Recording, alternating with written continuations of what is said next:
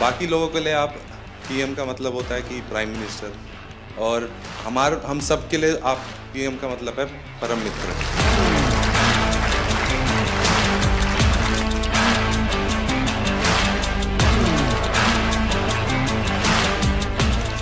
शीतल की सिग्नेचर मिल जाएगी आज मुझे। आने से पहले आप जब सबसे बात करते हो और फिर आने के बाद सबसे मिलते हैं, आई थिंक सारे मेडलिस्ट, सारे एथलीट यही सोचते हैं कि हमें यही मौका मिले। सर, लोग पैरा को अभी तक अपनाए नहीं जिस तरह आपने अपनाया है। मैं बहुत लोग को बोलता है हमारा ब्रांड एम्बेसडर कौन है? हमारा मोदी जी हमारा ब्रांड एम्बेसडर।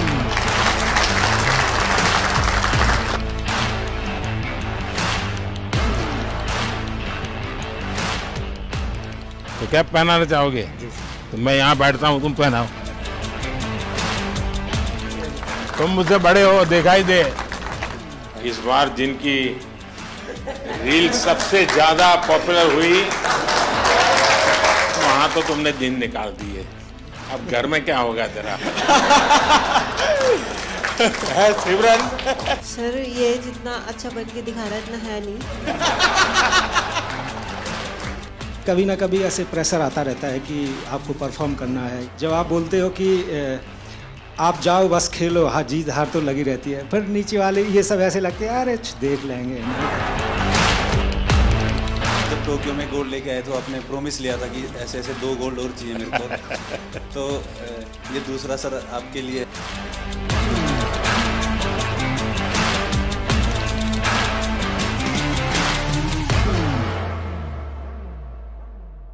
आज मुझे आपको सुनना है, आप लोगों के क्या अनुभव रहे, वहाँ सबसे मिलते होंगे, कुछ न कुछ अच्छी बातें हुई होगी, वो मैं जरा सुनना चाहता हूँ। सर नमस्ते, हर हर महादेव सर। हर हर महादेव। सर, मैं ब्लाइंड जूडो से कपिल परमार 60 kg खेलता हूँ सर। और मेरा एक्सपीरियंस ये रहा कि मैंने बहुत ज़्यादा कंपटीशन खेल लिए थे। 2021 से लेके तो मैंने 16 कंपटीशन खेले सर, जिसमें मेरे 14 में मेडल थे, जिसमें 8 में मेरे गोल्ड थे, ब्राउन, सिल्वर। एशियन गेम में भी मेरा सिल्वर था, वर्ल्ड गेम में ब्रॉन्ज था और वर्ल्ड चैंपियनशिप ब्रॉन्ज था। तो सर मेरा डर निकल गया था, ओलंपिक का इतना प्रेशर नहीं था क्योंकि मैंने कंपटीशन बहुत ज़्यादा खेल लिए थे सर। तो सर मेरा एक्सपीरियंस ये है कि थोड़ा सा प्रेशर था। तो हमारे देवेंद्र भाई साहब, झांझड़िया जी भाई साहब ने मेरे से एक बात बोली थी कि अपने को अपना बेस्ट देना है। बोला था कि जो आप प्रैक्टिस में करते हो वही आपको करना है। और सर मेरे कोच हैं, उनका भी, मेरे मनोहर अंजार जी, उनका बहुत आशीर्वाद दिया, क्योंकि हम लोगों को संभालना मुश्किल ही नहीं नामुमकिन है। क्योंकि सर हम हर कहीं टकरा जाते हैं और कोई हमसे आके टकरा जाता है। तो मैं उनसे पूछता हूँ कि आप ब्लाइंड हो कि मैं ब्लाइंड हूँ। सर बहुत बार ऐसा होता है, तो बस सर के हाथ पकड़ के चलते, हाथ पकड़ के आते हैं, तो थोड़ा बहुत जो दिखता है उसमें अपना काम कर लेते हैं सर। और सर आपका बहुत आशीर्वाद रहा। अच्छा कपिल, उस दिन तुमने मुझे बताया कि स्टेडियम में से कपिल कपिल कपिल इतनी आवाज आ रही थी। जी सर। तो मैं मेरे कोच की सूचनाएं सुन नहीं पा रहा था। वो मैं एक्चुअली एक्सपीरियंस करना चाहता हूँ, कैसे आपके कोच कहाँ है सर? हाँ जरा बताइए क्या मुश्किल होता है। सबसे अहम बात है ब्लाइंड जूडो में कि जो इंस्ट्रक्शन हम लोग बाहर से देते हैं, जो इनको सिखाया जाता है, उसमें हम लोग एक कोडिंग करते हैं कि जब हम जाएंगे तो ये बोलेंगे तो तुम्हें ये करना है, क्योंकि वहाँ दिखता तो है नहीं कुछ। तो उस दिन हमारे 2 मैट एरिया थे। एक मैट पे हमारी बाउट चल रही थी फाइट, और दूसरे पे जो है वो फ्रांस की फाइट चल रही थी। और फ्रांस की फाइट में इतना शोर हो रहा था, करीब 15 से 18 हज़ार दर्शक वहाँ थे। तो जिसकी वजह से जब ये सेमीफाइनल खेलने गए तो जो मैं बोल रहा था वो ये नहीं समझ पा रहे थे। और डेफिनेटली क्योंकि सेमीफाइनल का एक प्रेशर था, और जो खिलाड़ी था ईरान का, उससे पहले ये फाइनल में एशियाई खेलों में हारे थे, तो यकीनन उसका भी प्रेशर होगा। तो इस वजह से ये उस दिन हमें भारत के लिए गोल्ड मेडल नहीं ला पाया। तो सामने का जो कोच होगा वो भी अपने प्लेयर को इसी प्रकार से सूचना करता होगा? जी जी, वो भी। अब ये डिपेंड करता है कोच टू कोच कि वो, जैसे हमारा इनका टाइप, जो भी हमारे कोचेज और जो खिलाड़ी उनके साथ ये है कि हम लोग ये देखते हैं कि कौन किस तरीके से सिखाता है, तो हम डिफरेंट उसकी जो है सोच में मतलब कोच को भी औरों से अपने आप को अलग सीक्रेट रखना पड़ता है। बिल्कुल बिल्कुल। अच्छा। क्योंकि वही चीज़ हम कहेंगे वो कहेगा तो फिर नहीं समझ पाएगा। अच्छा, आपको अगर इसको कहना है कपिल को जी कि कपिल बाएं ओर से ठोको तो क्या बोलेंगे? हमारा कहना ये होता है सर, ऐसा ही होता है ना सर। हम बोलते कि हम मार दे तो मैं सर अटैक तो करता हूँ, कभी खाली चला जाता तो वापस खड़ा हो जाता। लेकिन टेक्निक का नाम बताते हैं, जो पोजीशन आगे पीछे पाँव की दिखती है तो वो टेक्निक का नाम जो इनको सिखाया होता है वो बताते हैं, तो फिर ये वो अप्लाई करते हैं। क्योंकि कहाँ पर ऑफ बैलेंसिंग हो रही है, आगे हो रही है पीछे हो रही है, तो वो टेक्निक बताते हैं। तो आप सामने वाले की पोजीशन भी बताते होंगे? जी जी जी बिल्कुल। उसके जो मूवमेंट होते हैं, जैसे उसने आगे किया, वेट उसका आगे जा रहा है तो हम आगे वाली टेक्निक उसको मार सकते हैं। ऐसे ही अगर उसने पीछे वेट किया या पीछे मूव कर रहा है तो पीछे वाली टेक्निक बताते हैं, और जिससे कि हम उसके पॉइंट लेते हैं। आप जब वहाँ बैठे होते हैं तो आपके भी हाथ पैर हिलते होंगे? बहुत ज्यादा। बस नहीं चलता कि हम लोग भी मैट पे चले जाएं तो कोच। सर ऐसा हो रहा था कि सेमीफाइनल में जो रेफरी थे जो मेरे हाथ पकड़ के ले जा रहे थे, उनके हाथ खुद धूज रहे थे। क्योंकि बड़े मैच में उनको भी डिसीजन गलत दे दिया, जैसे तो थर्ड एम्पायर रहता है पूरा, उसके बाद ही बताया जाता है, पर मेरा डिसीजन बहुत जल्दी दे दिया था रोल करके। वो मेरी भी गलती रही कुछ, सेमीफाइनल में मैं दब गया। पर नेक्स्ट टाइम मैं सर आपसे वादा करता हूँ 2028 में। अच्छा कर रहे हो, बहुत अच्छा कर रहे हो, बहुत बधाई हो। Thank you sir, thank you so much. जय हिंद सर, मैं एक सोल्जर हूँ और मेरी वाइफ है सिमरन शर्मा, और एक मेरे पास प्रीति है। मैं एथलेटिक का एक कोच हूँ, पैरा एथलेटिक का। तो मेरे दो एथलीट है, दोनों 100 और 200 मीटर करते हैं। और फर्स्ट टाइम जो एथलेटिक में ट्रैक में मेडल आया है सर, मेरे ही एथलीट लेकर आए हैं अभी, और 3 मेडल आए हैं। हमारा काफ़ी वहाँ पे सीखने को मिला सर। जैसे कि वहाँ पे हमारा 100 मीटर में एक इवेंट में मतलब 2 मेडल आ गए, तो 2 मेडल एक ही रूम में 2 एथलीट हैं 100 मीटर के, दोनों के दोनों पहली बार खेलने जा रहे हैं, देश के लिए पहली बार मेडल जीतने के लिए जा रहे हैं ट्रैक में। तो जब 2 मेडल एक रूम में रखे हों और दूसरे खिलाड़ी का भी इवेंट भी नहीं हुआ हो, तो उस प्रेशर को मैं as a coach, as a husband, मैं कैसा फील कर रहा हूँ, मैं उसको समझ रहा हूँ। दूसरा एथलीट जो है उसका गेम भी नहीं हुआ और उसमें 2 मेडल रखे हैं, हाई प्रेशर है वो कि भाई मेरा तो मेडल भी नहीं आया, उसके 2 मेडल आ चुके हैं।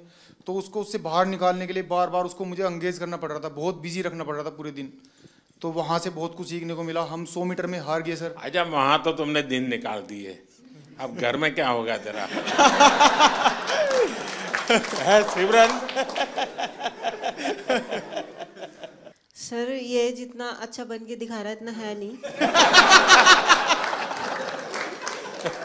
मैं जब हम यहाँ पे आए थे तो यहाँ से जाने से पहले बात हुई थी, एक्चुअली हम दोनों में ये बात होती थी कि ट्रैक को पहला मेडल कौन देगा।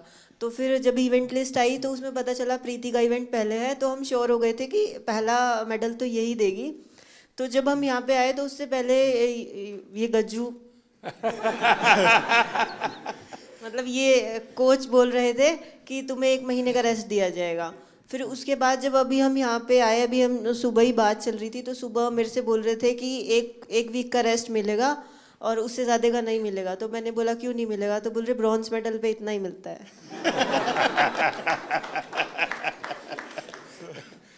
अब तुझे खाना नहीं मिलेगा।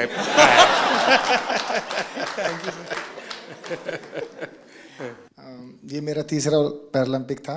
मैं पिछले में भी आपसे मिला था, आपने मुझे बहुत मोटिवेट किया था, लेकिन शायद इस बार भी थोड़ी कसर रह गई। मैं रियो पैरालंपिक में भी चौथा था, टोक्यो में भी चौथा था, इस बार पेरिस में भी चौथा हो गया सर। तो ये 4 नंबर मेरे से कुछ ज़्यादा ही प्रेम में है, तो मैं इसी 4 नंबर को शायद मोटिवेशन में लेता हूँ। तो सोचता हूँ कि अगला मेरा चौथा पैरालंपिक होगा।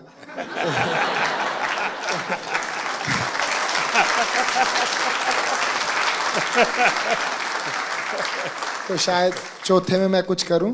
और जैसे कि सर मैं अपने आप को फेलियर तो नहीं कहूँगा, जैसे कि मैं पैरा की हिस्ट्री में, ना कि इंडिया की में, all over the world para की हिस्ट्री में मैं अकेला ही ऐसा एथलीट हूँ जो इतने बड़े इवेंट में इतनी बार ऐसे रहा है।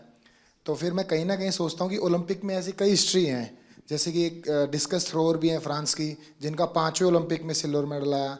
एक ट्रिपल जंपर भी हैं, शायद यूएसए के हैं, कहाँ के हैं, उनका 5वें ओलंपिक में मेडल आया। तो शायद मैं फिर अपने आप को ये भी मोटिवेशन देता हूँ कि तू पहला एथलीट पैरा वर्ल्ड में बनेगा जो सबको मोटिवेशन देगा कि भाई जब उसने चौथे में जीता था तो तुम लोग पहले में क्यों हार मान रहे हो। यहाँ कुछ एथलीट्स ऐसे हैं, जैसे कि ये गुड़िया है, ये 4th हैं, काफ़ी लोग 4th हैं, तो ये निराश हो रहे हैं। तो मैं इसमें भी थोड़ा ठीक फील कर रहा हूँ कि इनके कोचेस ऐसे कह रहे हैं, उसको देख लो। मतलब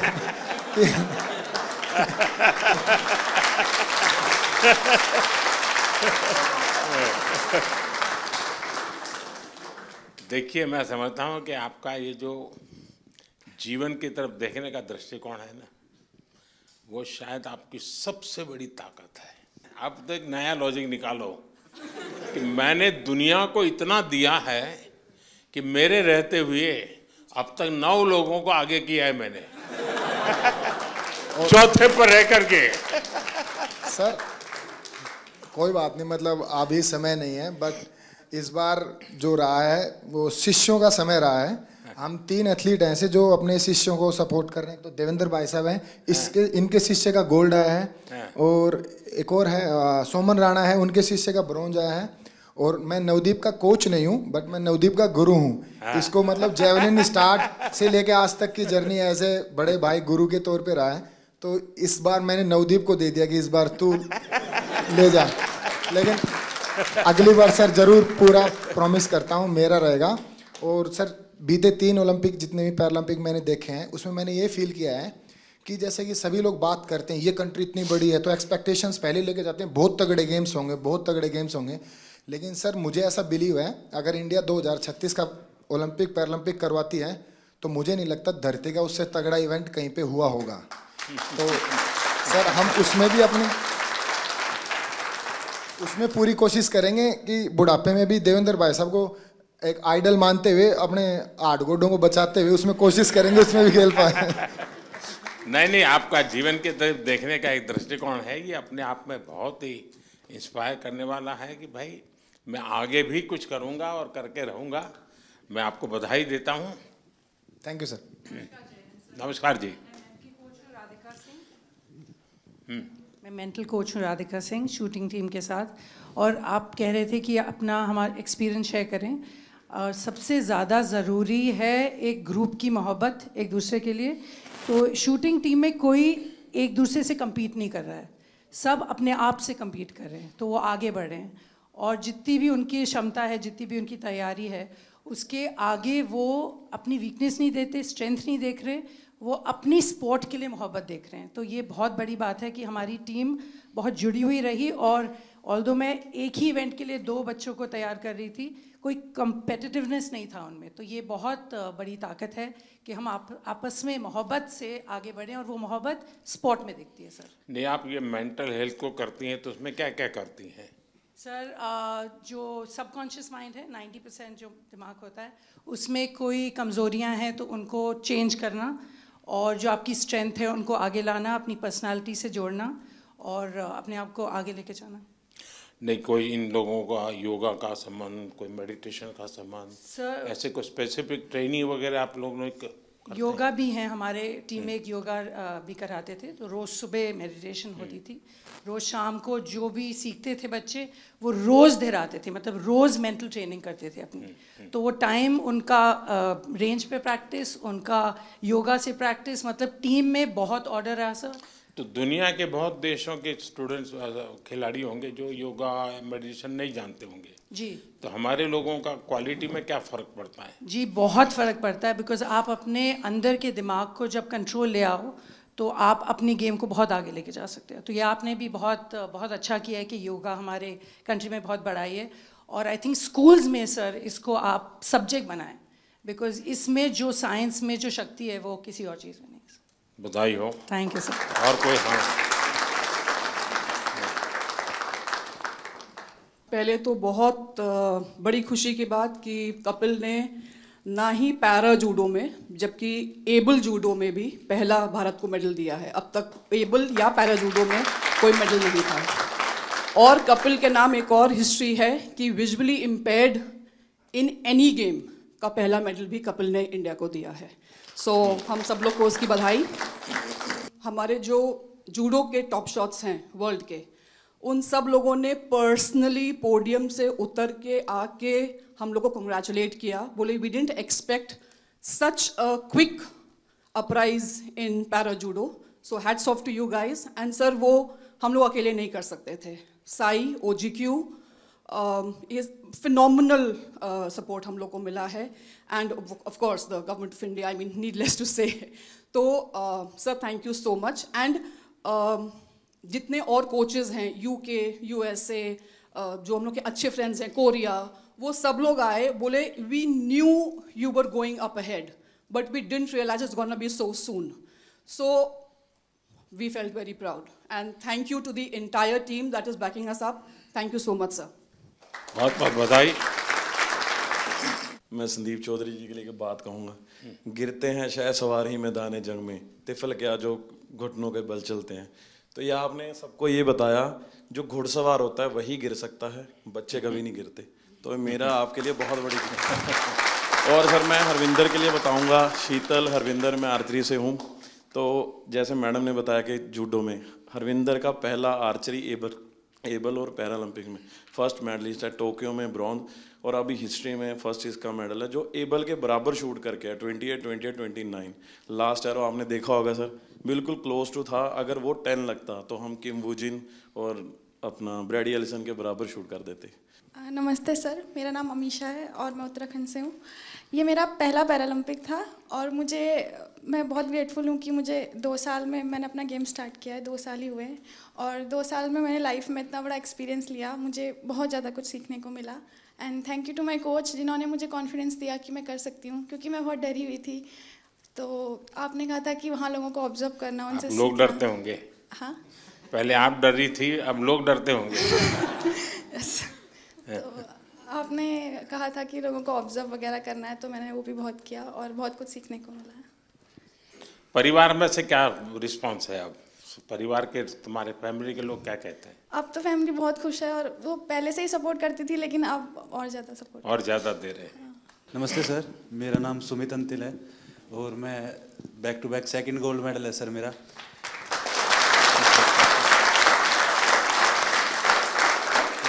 मेरे को भी याद है सर, जब टोक्यो में गोल्ड लेके आए तो आपने प्रॉमिस लिया था कि ऐसे ऐसे 2 गोल्ड और चाहिए मेरे को। तो ये दूसरा सर आपके लिए है, क्योंकि उसके बाद में जैसे जब पैरालंपिक से पहले हम काफ़ी नर्वस थे, क्योंकि मैं आर्टिकल्स पढ़ रहा था कि हर तरफ मोस्ट फेवरेट एथलीट जो गोल्ड मेडल को डिफेंड करेगा, तो कुछ नाम आ रहे थे सर, उसमें मेरा भी नाम था। बट जब 20 अगस्त को आपसे बात हुई तो वही पल याद आ गया सर, टोक्यो वाले, कि अब की बार फिर से अच्छा करना है। और हमारे साथ में मेरी पूरी टीम है सर, मेरे फिजियो, मेरे कोच, जो आप हम सभी की तरफ से सर आपका बहुत बहुत धन्यवाद। क्योंकि हमें ये लगता है सर कि मेडल लेके आएंगे तो आपसे मिलेंगे, आपसे पर्सनली बात करेंगे, तो बहुत बहुत धन्यवाद सर आपका। भाइयों, जैसे हम सारे लोग मोस्टली स्पॉन्सर्ड एथलीट हैं गवर्नमेंट से, डिफरेंट ऑर्गेनाइजेशन से, तो वहाँ से कभी ना कभी ऐसे प्रेशर आता रहता है कि आपको परफॉर्म करना है, ये सारी चीज़ें। जब आप बोलते हो कि आप जाओ बस खेलो, हाँ जीत हार तो लगी रहती है, पर नीचे वाले ये सब ऐसे लगते हैं अरे देख लेंगे इन्हें क्या जाता है। और जब अपने देश का प्रधानमंत्री हमें मोटिवेट कर रहा है तो ये बहुत छोटी चीज़ लगने लगती है। और लास्ट टाइम सर मैं आपसे बात की थी, मैं टोक्यो उतना अच्छा नहीं रहा था मेरा, उसमें मेरा 8वां रैंक रही थी। फिर मैंने आपसे एक क्वेश्चन पूछा था कि आप जब विदेशी जगह पे जाते हैं आपका एक्सपीरियंस कैसा रहता है, आप नर्वस फील करते हैं, क्या करते हैं? तो जो आपने जवाब दिया था कि आपके साथ आप पूरा देश एज ए रिप्रेजेंट करते हो तो आपको कॉन्फिडेंस, ये सारी चीज़ें, तो इन्हीं सब चीज़ों के साथ आज इस बार मैं भी गया था, तो सारी चीज़ें हमें ऐसे एकदम कॉन्फिडेंस दे रही थी।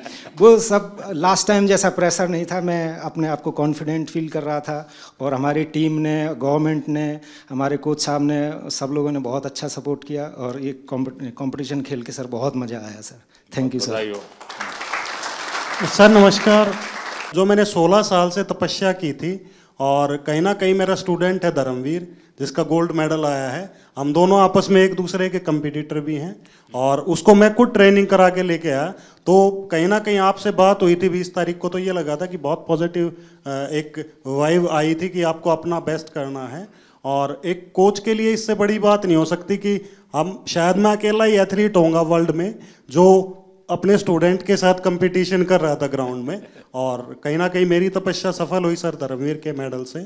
और इसमें बहुत बड़ा कंट्रीब्यूशन रहा सर हम लोगों की टीम में, क्योंकि हमारी सबसे सीवियर डिसेबिलिटी है। तो साई ने और मिनिस्ट्री ने जो डिसीजन लिए, हम लोगों के सपोर्टिंग स्टाफ में आदमी बढ़ा के वहाँ बल्कि 33% का ही रेशो था कि 33% ही लोग अंदर रह सकते हैं सपोर्टिंग स्टाफ में। तो देवेंद्र भाई जी ने बहुत अच्छा डिसीजन लिया, उसको रोटेशन में करते रहे। जब हमारे इवेंट आए, हमारे लोगों को अंदर ले आए और दूसरे लोगों को बाहर कर दिया, तो बहुत अच्छा कम्बिनेशन हुआ उसका। और यही फ़ायदा हुआ कि सर हमारे इतने मेडल आए। साई का भी जैसे हमारे खाने का था, वहाँ इंडियन फूड की बड़ी प्रॉब्लम थी और वेजिटेरियन के लिए बड़ी दिक्कत थी। तो साई ने जो अंदर कैंप विलेज के अंदर ही जो खाने का अरेंज किया, वो इतनी अच्छी हेल्दी डाइट थी कि किसी को भी प्रॉब्लम नहीं आई सर। तो बहुत बहुत धन्यवाद सर पूरी टीम का, और हम लोगों को इतना मोटिवेशन करने के लिए। Thank you so much. बधाई हो। एशियन गेम्स में मैं पार्टिसिपेंट रह गई थी, मेडल नहीं जीत पाई थी। तो जब आप सबसे मिल रहे थे, मेडलिस्ट से आगे मिल लिए थे, तो आप आए और लाइन से सब जगह पे दोनों तरफ आमने सामने लाइन लगी हुई थी। तो कुछ लोगों से यहाँ मिलके आप उस तरफ मुड़ गए थे। तो बहुत नज़दीक से मैंने आपको देखा, लेकिन मिल नहीं पाई, बात नहीं हो पाई। तो वो अंदर एक टीस थी कि अब दोबारा तो मिलना ही है। और उसके लिए मैंने एशियन गेम्स के बाद जान लगा दी थी कि चाहे कुछ भी हो जाए, उनसे पर्सनली मिलना ही है। तो उससे शायद मुझे इंस्पिरेशन मिली और मैं कर पाई। मेरे बच्चों को मैंने 6 महीने हो गए, मैं मिली नहीं, घर ही नहीं गई। तो मेरा बेटा छोटा है, तो उसे जब भी घुमाने लेके जाती थी मोबाइल में GPS लगा के, तो उसे पता है मोबाइल में रास्ता ढूंढ लेते हैं। तो वो ऐसे बोलने लग गया मुझे कि मम्मा आप रास्ता ही भूल गए घर का, आप GPS में फ़ोन में लगा के घर तो आ जाओ कम से कम। तो sir thank you so much. आप लोगों का सबका बहुत सपोर्ट रहा है, आशीर्वाद रहा है, जिसकी वजह से हम लोग कर सकें। पूरी टीम का सपोर्ट रहा है, हमारे कोचेस का। तो thank you so much sir. बहुत बधाई। सर मैं शरद कुमार हूँ, मेरा ये 2nd मेडल रहा है। मैं 3rd टाइम पैरालंपिक्स किया। शरद और संदीप दोनों को भाषण करने के लिए बोलूँ तो कौन सबसे ज़्यादा अच्छा करेगा? सर ये सर संदीप बहुत अच्छा बोलता है और शायद इसलिए थोड़ा सा पोत रह गया। सर बट मैं एज एन एथलीट ये कहना चाहता हूँ कि जब से पैरा मूवमेंट स्टार्ट हुआ है, मैं तब से जुड़ा हुआ इससे। और आज जिस लेवल पे सारे एथलीट्स हैं, मुझे खुद प्राउड फीलिंग होता है इन सबको, जिस तरह सब जाते हैं, कोचेस, फिजियोथेरेपिस्ट, सब एक टीम। जब अब हम लोग बाहर जाते हैं तो इंडिया को अब ऐसे लोग देख रहे हैं कि ये पहले सोचते थे ये आगे आ सकते हैं, लेकिन अब पैरा में इन्होंने कैटेगराइज कर दिया कि इंडिया एक स्पोर्टिंग नेशन ऑलरेडी है। और सर ये ऑफ कोर्स साई की सबसे पहले अहमियत से स्टार्ट हुआ, और फिर हम लोग का सपोर्ट स्टाफ आने लग गए, और एथलीट्स में भी जिस तरह पॉजिटिविटी आया। और सर मेन तो एक और है, आपसे मिलने और जाने से पहले आप जब सबसे बात करते हो और फिर आने के बाद सबसे मिलते हैं, आई थिंक सारे मेडलिस्ट, सारे एथलीट यही सोचते हैं कि हमें यही मौका मिल। सर लोग पैरा को अभी तक अपनाए नहीं जिस तरह आपने अपनाया है। नमस्ते sir, I am Palak Kohli and ये मेरा 2nd कंसेक्यूटिव पैरालंपिक्स था। एंड टोक्यो में मैंने 4th फिनिश किया था एंड यहाँ पे मैंने 5th फिनिश किया। बट दोनों इस पैरालंपिक्स जाने का मेरा जर्नी बिल्कुल ही डिफरेंट था। मेरे को आफ्टर टोक्यो पैरालंपिक्स 2022 में सर बोन ट्यूमर हो गया था और स्टेज 1 कैंसर हो गया था। एंड नियर टू 1.5 ईयर मैंने कोई भी कम्पीट नहीं किया, कोई टूर्नामेंट कुछ भी नहीं किया। एंड लास्ट ईयर मैंने 2023 में कम बैक किया। एंड मैं काफ़ी हैप्पी हूँ और काफ़ी प्राउड हूँ कि मेरे सपोर्टिंग स्टाफ, मेरे कोचेस, गौरव सर के सपोर्ट और गाइडेंस के कारण मैं क्वालिफाई कर पाई पेरिस के लिए। एंड मेरे बहुत सारे मेजर टूर्नामेंट्स आफ्टर टोक्यो छूट गए थे, वर्ल्ड चैम्पियनशिप्स बिकॉज मेरे को वॉक ओवर देना पड़ा, एशियन गेम्स में मुझे कोविड हो गया था। इस ईयर मैंने वर्ल्ड चैम्पियनशिप क्वालिफाई किया और मैंने ब्रॉन्ज मेडल जीता। एंड फिर मैंने पेरिस के लिए क्वालिफाई किया बैक टू बैक। मेरा वर्ल्ड रैंक एकदम 38 लास्ट हो गया था बिकॉज मैंने टूर्नामेंट्स नहीं खेले थे। एंड अगेन से मैंने अपने आप को टॉप 4 वर्ल्ड नंबर 4 में आई और मैंने पेरिस के लिए क्वालिफाई किया।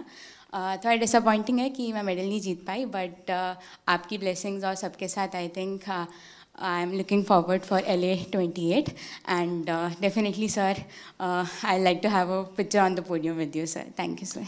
पलक, पिछली बार तो तुम लखनऊ में तुम्हारी ट्रेनिंग होती Yes, sir. Yes, sir. तुम्हारे मम्मी पापा से भी मेरी बात हुई थी। Yes, sir. Yes, sir. Tokyo जाने से पहले। इस बार क्या मूड है? सर अब मैं लखनऊ में गौरव सर यहाँ पर है, सर के हाँ। अंडर ही ट्रेनिंग कर रही हूँ और मैंने उन्हीं के गाइडेंस में मेरे को पैरा बैडमिंटन पता चला था। एंड घर में लाइक जब मुझे बोन ट्यूमर हो गया था तो काफ़ी सारे लोग बोल रहे थे कि लाइक पलक का तो करियर ख़त्म स्पोर्ट्स में एंड ऑल। एंड डॉक्टर्स ने बताया था कि अब हम कुछ एश्योरिटी नहीं दे सकते आप नॉर्मल लाइफस्टाइल भी हो पाओगे कि नहीं। एंड उसके बाद सर काफ़ी कॉम्प्लिकेशंस रहे। मेरे को एक डिसेबिलिटी मेरे हाथ में ऑलरेडी था और मेरे को ट्यूमर के बाद मेरे लेग में भी डिसेबिलिटी हो गया, जिससे मेरे दोनों लेग लेंथ में भी डिफरेंसेस आ गए और भी कॉम्प्लिकेशंस आ गए। तो मेरी फैमिली हमेशा मुझे खुश देखना चाहती है और उनकी ब्लेसिंग्स है मेरे साथ and they want me to be happy. तो उनका बस ये कंसर्न है कि मेरे को हिम्मत नहीं हारनी। देख आप पलक, तुम्हारा केस ऐसा है कि तुम बहुत लोगों को इंस्पायर कर सकती हो इसे, क्योंकि इतनी कठिनाइयों के बाद और चलिए ट्रैक पर गाड़ी आई, ज़िंदगी बनाई, बीच में रुकावट आ गई और बीच में नई समस्या आई और फिर भी तूने अपना मकसद नहीं छोड़ा। ये बहुत बड़ी बात है, बहुत बधाई हो आपको। Thank you so much. नमस्ते सर, मैं राजस्थान बीकानेर से आया हूँ। श्याम सुंदर स्वामी नाम है, पैरा आर्चरी से हूँ। सर हमारे बीकानेर में गन्नी सिंह राजा वो 5 बार ओलंपिक खेल के आए थे। हम देवेंद्र भैया से हम बहुत मतलब, क्योंकि 40 साल के बाद मैं एक टोक्यो ओलंपिक में पार्टिसिपेट करके आया था, तो भैया को देखा था कि भाई ये गेम होता है ऐसे, तो मैं भी फिर पैरा में आया। मैं सर पहले एबल खेलता था, 2016 में मेरे को पता चला कि भाई पैरा का भी कुछ है, क्योंकि भैया का अखबार में फोटो आया था बहुत बड़ा। तो भैया से सीख के और फिर मैं 40 साल के बाद टोक्यो ओलंपिक पार्टिसिपेट करके आया था सर। इस बार सर मुझे बहुत कुछ सीखने को मिला, खास करके जो मेरी ही कैटेगरी के गोल्ड मेडलिस्ट SL3 के हैं नितेश कुमार जी, इनसे सीखने को मिला। सर पूरे लाइफ में जिनसे वो जीते, एक बार भी उनसे मैच इससे पहले नहीं जीते थे और उनकी वजह से, जबकि मैं उनको हरा चुका हूँ और मुझे उनसे सीखने को मिला है कि अगर वो कर सकते हैं तो मैं ज़रूर उनको दोबारा हरा सकता हूँ और इवन पूरे वर्ल्ड में सबको हरा सकता हूँ। Thank you sir. मेरा नाम डॉक्टर सत्यपाल है और मैं पैरा एथलेटिक्स का कोच हूँ। शायद ही यहाँ पे कोई कोच होगा जो मेरे से पहले पैरा एथलीट्स को ट्रेनिंग करा रहा होगा। मैंने 2005-06 में पैरा एथलीट्स को ट्रेनिंग कराना शुरू किया।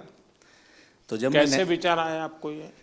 सर मैं नेहरू स्टेडियम में ट्रेनिंग कराने जाता था, तो 1-2 एथलीट्स वहाँ पे जिनकी लिम्ब डिफिशेंसी थी वो आते थे, तो मैंने उनको देखा, पढ़ा, फिर देवेंद्र जी के बारे में सुना कि उन्होंने 2004 एथेंस ओलंपिक में गोल्ड मेडल जीता था।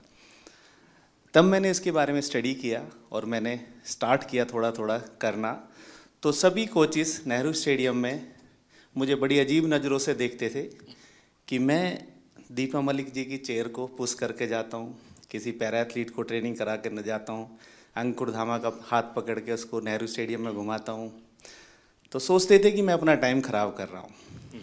आज वही पैरा एथलीट्स, वही कोचेस जो मुझे क्रिटिसाइड करते थे, आज वो सब पैरा एथलीट्स को ट्रेनिंग कराना चाहते हैं। ये मेरे दिल से बोल रहा हूँ कि मैंने इस फील्ड में काम किया है, मैं बहुत खुश हूँ और आने वाले टाइम में मैं आपसे प्रॉमिस करता हूँ ये 29 नहीं, मैं 50 के मेडल का यहाँ से प्रॉमिस करके जाता हूँ कि मैं हम ही सब इतना काम करेंगे, हम 50 मेडल लेते हैं। Thank you sir. देखिए साथियों, ये बात सही है कि हर खेल में जो सपोर्ट स्टाफ होता है या कोचिंग करने वाले लोग होते हैं, बहुत मेहनत करनी पड़े हर क्षेत्र में। लेकिन दिव्यांगों के साथ काम करना, उनको सिखाने से पहले खुद को उस जिंदगी को जीने के लिए मन से तैयार करना पड़ता है, खुद को उस पोजीशन में रखना पड़ता है।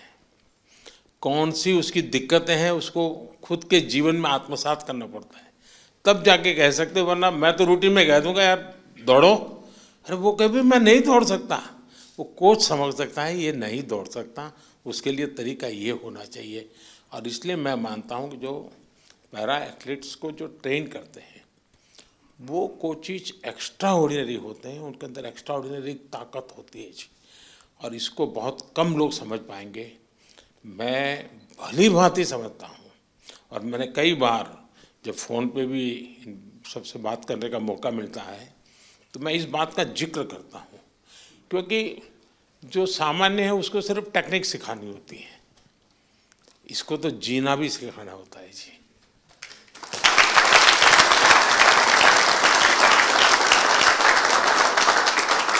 इसलिए ये वाकई बहुत बड़ी साधना है जी, और इसलिए मैं तो मानता हूँ कि आप जो साथी ये काम कर रहे हैं वो सबसे ज़्यादा अभिनंदन के अधिकारी हैं। सर अभी मैं इंटरनेशनल कंपटीशन में जाने का स्टार्ट करके 30 साल हो गया। इवन एथलीट, एडमिनिस्ट्रेटर, हम एक टाइम में एक भी फ्लैग नहीं देखता था, अभी इंडिया का फ्लैग हम लोग को दिखने का स्टार्ट हो गया। हमारा खिलाड़ी का भी एक पैरा स्पोर्ट्स का वजह से हम मेडल जीत सकता बोल के आ गया। हम लोग कब पार्टिसिपेट करता था, उस टाइम में सोचता था पार्टिसिपेट करना है, अभी वो कॉन्सेप्ट चेंज हो गया। एंड अगेन आपको मैं बहुत धन्यवाद बोलता सर। मैं बहुत लोग को बोलता है हमारा ब्रांड एम्बेसडर कौन है, हमारा मोदी जी हमारा ब्रांड एम्बेसडर है।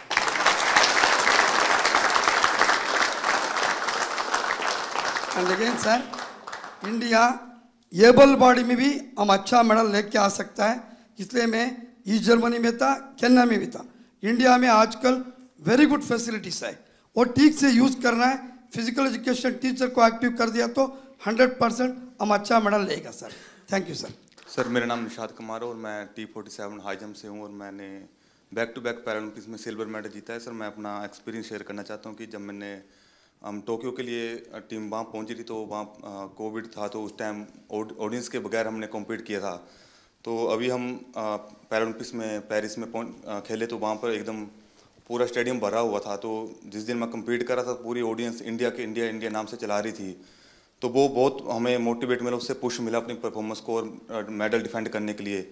और अगले दिन मेरी मेडल सेरेमनी थी और वहाँ पर मेडल के बाद मैं अपने दूसरे टीम मेंबर्स को हाई जंप में सपोर्ट करने के लिए पहुंचा तो मेडल मेरे गले में था। और उस टाइम फ्रेंच फैमिली मेरे को देख रही थी कि कल हम इस खिलाड़ी को सपोर्ट कर रहे थे, तो आज ये हमारे बीच में बैठा है।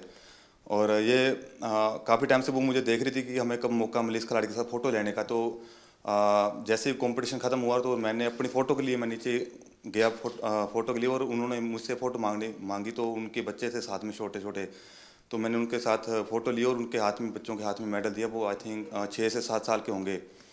तो वो बच्चे मतलब एकदम मायूस से हो गए कि मेडल हमें देखने को मिल रहा है, कल हम इस खिलाड़ी के लिए चेयर अप कर रहे थे और आज हमारे बीच में खड़े हैं और फ़ोटो ले रहे हैं हमारे को। तो उनकी मम्मी ने मेरे को बोला कि हमारा यहाँ पेरिस में आना, कंपटीशन देखना, ये सक्सेसफुल होगा कि आप हमारे बीच में हमारे बच्चों के साथ फ़ोटो ले रहे हो और उनको ऑटोग्राफ दिया आपने।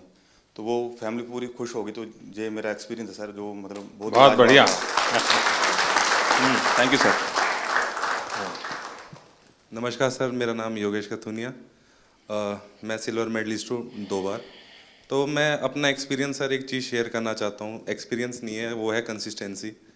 वो कंसिस्टेंसी सर आपकी वजह से आई है, क्योंकि आपने जो डिफरेंट स्कीम्स इंडिया में लॉन्च करी है, चाहे वो टॉप स्कीम्स हो, खेलो इंडिया स्कीम्स हो, NCOEs हो, वो सर आपकी वजह से है कि आज हम सारे 29 मेडल्स लेके आए हैं। और सर मैं एक चीज़ और कहना चाहूँगा, बाकी लोगों के लिए आप PM का मतलब होता है कि प्राइम मिनिस्टर, और हम सब के लिए आप PM का मतलब है परम मित्र। वाह,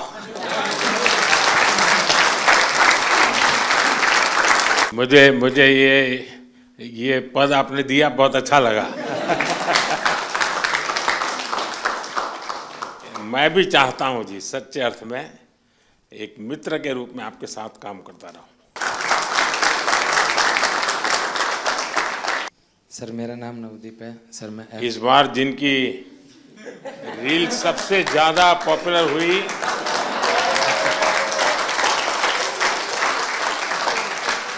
एक आप है, दूसरा शीतल है। सर मैं F41 कैटेगरी में जेवलिन थ्रो करता हूं सर, दूसरी बार पैरालंपिक पार्टिसिपेट कर रहा हूं सर। मेरा इवेंट है ना सबसे लास्ट दिन था सर, और मैं तकरीबन 21 तारीख को चला गया था सर उधर। तो जैसे ही मेडल आने शुरू हुए ना सर, तो एक मन में घबराहट होनी शुरू हो गई थी कि सबके आ रहे, मेरा क्या होगा। तो सर पर फिर भी सर जैसे सीनियर एथलीट्स थे सर, जैसे सुमित भाई था, अजीत भाई साहब थे, संदीप भाई साहब थे, देवेंद्र सर थे, सबसे सर एक दिन मिलके सर एक्सपीरियंस गेन किया सर कि आप कैसा फील करते हो, मेरे को क्या करना चाहिए। और सर एंड तक आते आते सर मैं बिल्कुल फ्री माइंड होके खेलने का। वाह, थैंक यू सर। नमस्कार सर, मैं रक्षिता राजू, विजुअली इम्पैर्ड एथलीट है। ये मेरा पहला ओलंपिक है I'm very happy. I'm experienced lot of and I'm 2 times Para Asian Game gold medalist है. मैं thankful to my guide runners and my coach Rahul Balakrishna sir. वो इधर ही है मेरा साथ. Without guide runner I can't run. I'm feel very happy and definitely 2028 I will get gold medal in Paralympics. Wow. Congratulations and wish you all the best. My guide runners and my coach motivated a lot of me. I'm very, very thankful because morning and evening without any expectation मेरा साथ time spend करेगा. मैं बहुत बहुत धन्यवाद sir. वाह. चलिए साथियों, मुझे बहुत अच्छा लगा आप सबसे बात करने का अवसर मिला.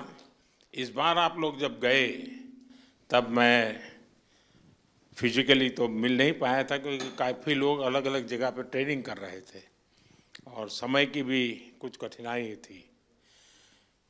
तो मैंने वर्चुअली भी कोशिश की कि आप सबसे बात करूं. और उस दिन मैंने एक बात कही थी, शायद आपको याद होगा. मैंने कहा था मैं आज आप लोगों को देशवासियों का एक संदेश देने आया हूं. और मैंने कहा था कि पूरा हिंदुस्तान कह रहा है विजयी भव.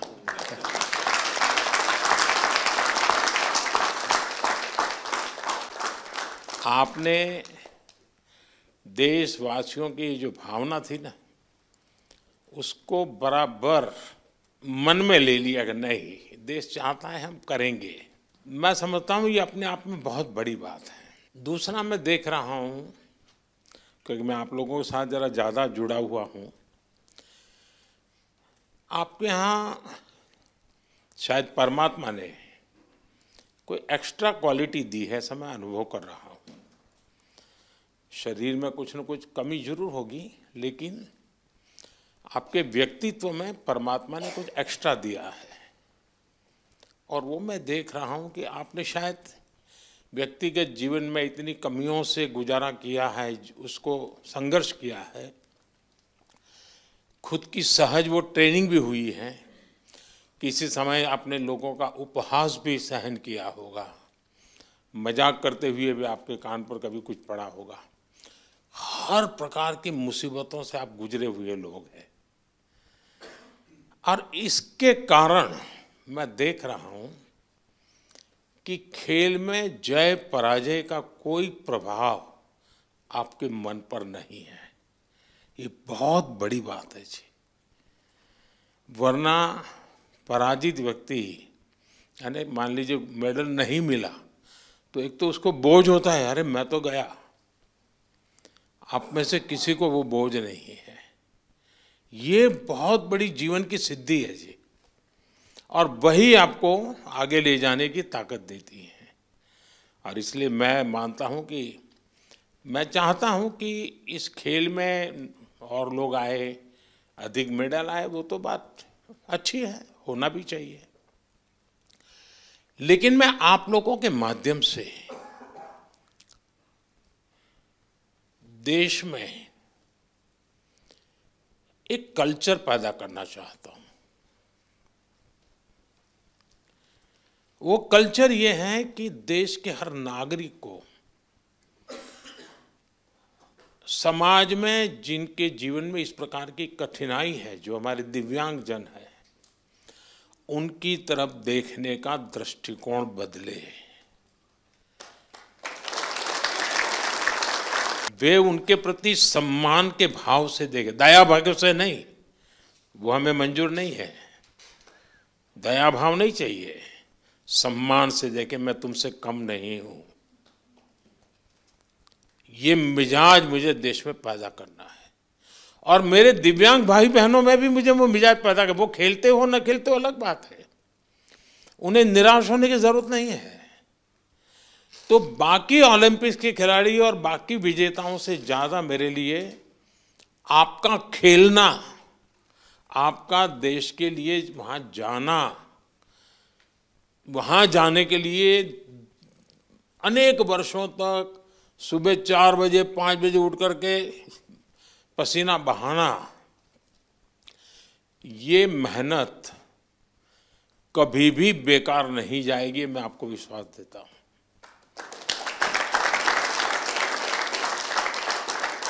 क्योंकि अब आपके लिए भी, सभी दिव्यांगजनों के लिए समाज में एक नया वातावरण पैदा होना शुरू हो चुका है।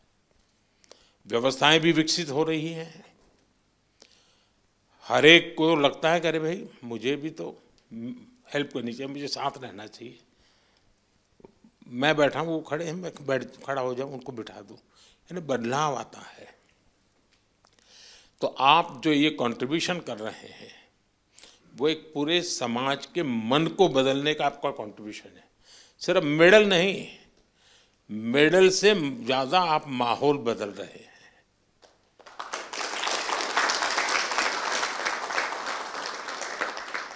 हर दिव्यांग जन के मन में आप एक विश्वास पैदा कर रहे हैं कि हम भी कुछ कम नहीं है। और मैं मानता हूं कि हमने इस चीज को उसी रूप में करना है। आखिरकार मेडल की संख्या, आजकल तो युग ही ऐसा है कि इन चीजों को काउंट किया ही जाता है। लेकिन 140 करोड़ का देश आज जिस जज्बे के साथ खड़ा हुआ है, खेलने के लिए नहीं, जीतने के लिए जा रहे हैं। मैं एक पार्टिसिपेंट हूं ऐसा नहीं है, मैं एक परफॉर्मर हूं। ये जो मिजाज है ना, वो देश की ताकत बनता है और आप देश की उस ताकत में नई ऊर्जा भरते हैं। तो मेरी तरफ से आप सबको बहुत बहुत बधाई। सबका मूड देख करके मुझे अच्छा लगा।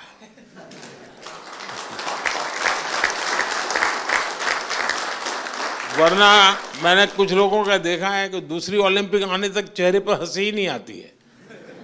क्यों? तो वो पिछली ओलंपिक में रह गया था। वो मुझे दृश्य यहां नजर नहीं आ रहा है। मतलब मुझे लगता है नेक्स्ट ओलंपिक भी आप जीत चुके हैं।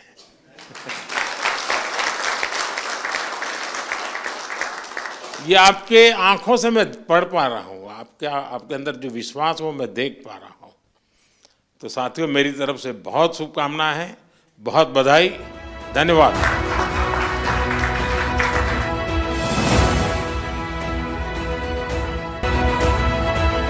तुमसे तो डर के रहना पड़ेगा।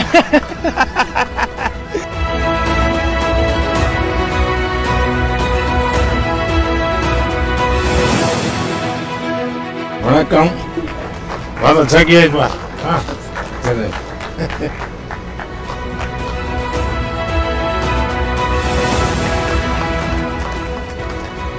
आइए। ये सारे वहाँ के टीम कनेक्टेड है।